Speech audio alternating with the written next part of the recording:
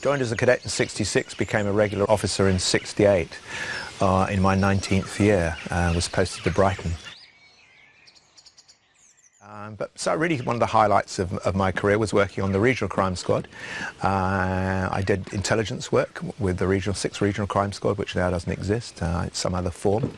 I also worked as a terrorist officer at Gatwick Airport in counter-terrorism and quite a few other things. I did a lot of surveillance work, taught surveillance, was in the training department, had quite a checkered career. I had great disquiet really about what went on, and when I saw the evidence of Building 7 and the collapse of that, I'd actually seen many controlled demolitions, actually police one or two.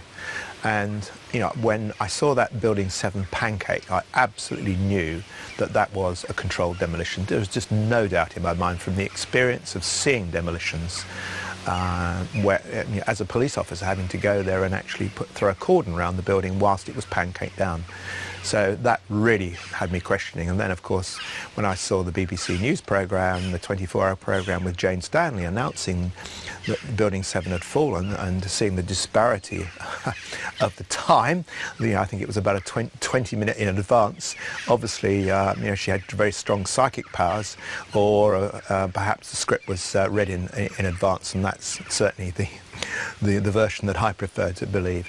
So really my whole questioning of that incident started then, and I really started to dig into what was going on. The motivation behind 9/11, I think, is manifold on quite a number of different levels. On one level, there is obviously the excuse, and it was obviously very much planned beforehand. I think when you read some of the documentation, PNAC, the project for the New American Century, that was written well prior to 9/11, is a very well resourced document now that's very available.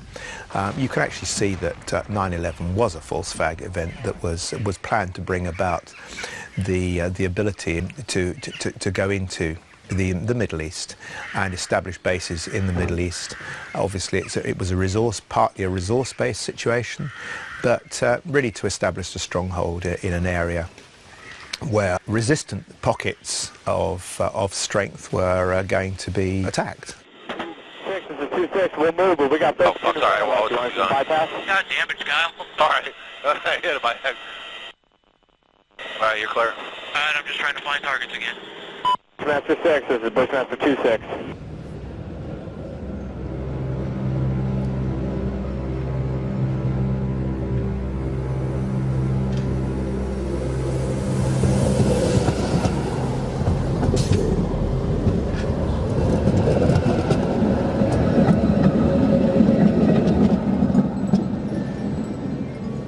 Since 9/11, the machines have taken over.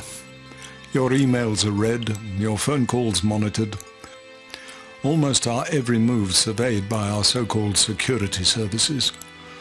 And in a world we are told is fraught with danger, we are supposed to trust our government's paranoia is actually all in our common interest. However, there is an alternative view. If Building 7 was demolished, as all the evidence suggests, given that the US government ignored it completely in the 9/11 Commission report, and given that they have already proven their willingness to attack their own civilians when deemed necessary, we should also consider that such surveillance is just as likely to serve as a very good way to monitor how many unbelievers in the government's official miracle there truly are. We all know that to demolish a building requires planning and foreknowledge, and wouldn't you be a little paranoid if the foreknowledge had been discovered?